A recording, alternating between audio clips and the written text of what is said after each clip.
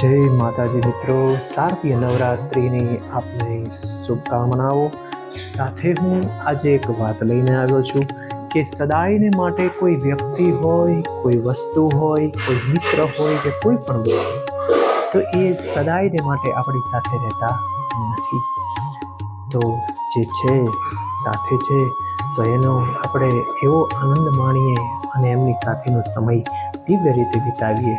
ત્યારે બતાવ્યું છે, કવિએ લખ્યું છે સરસ મજાનું કે સદાન સંગ સહેલી, સદાન રાજા દેશ, સદાન જુગ में જીવણા, સદાન કાલા કેશ, સદાન ફૂલે કેતકી, સદાન સાવન હોય, સદાન વિપદા રહ સકે, સદાન સુખ ભી હોય, સદાન મોજ બસંતરી, સદાન ગ્રીષ્મ ભાણ, સદાન यौवन स्थिर रहे, सदान संपत मान, सदान काहू की रही, दल प्रीतम की बाह, ढलते ढलते ढल गई, तरवर की सी छाय.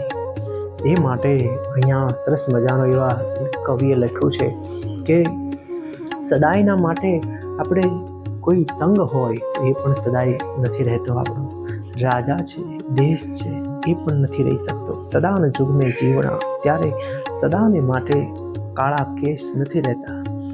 સમય પ્રમાણે યુવાની અવસ્થા છે એ સમયમાં હોય, ત્યાર પછી વૃદ્ધાવસ્થા છે તો એમાં કેશ પણ કાળા નથી રહેતા. સમય પ્રમાણે બધી વસ્તુનો બદલાવ થતો જાય છે. એ પ્રમાણે સદાય સાવન નથી હોતો, એ સાવનની કંઈક અલગ મજા છે. તો એ પ્રમાણે છે. અને સદાયને માટે સુખ પણ નથી હોતું, દુઃખ પણ હોય છે.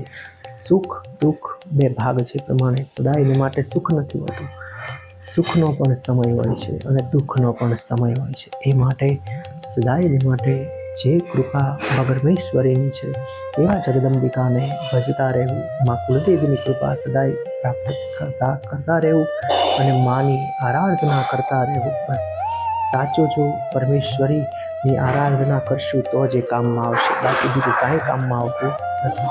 બસ અસ્તુ. હર હર મહાદેવ. જય માતાજી.